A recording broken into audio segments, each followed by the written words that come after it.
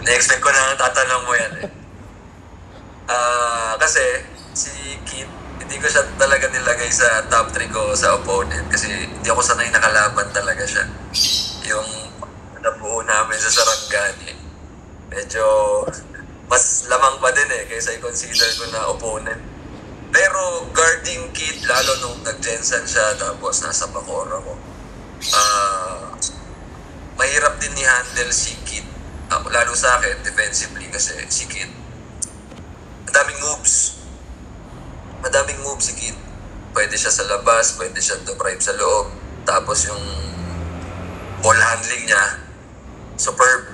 So, yun yung, yun minsan iniisip ko, i-scoutin ko tong kakampi ko. Kung ako siguro kalaban nito, mahirapan ako bantayan. Alam mo yung ganong thought? Ganun lang. So, si Kid, isa rin yan, pero hindi ko talaga kino-consider na opponent.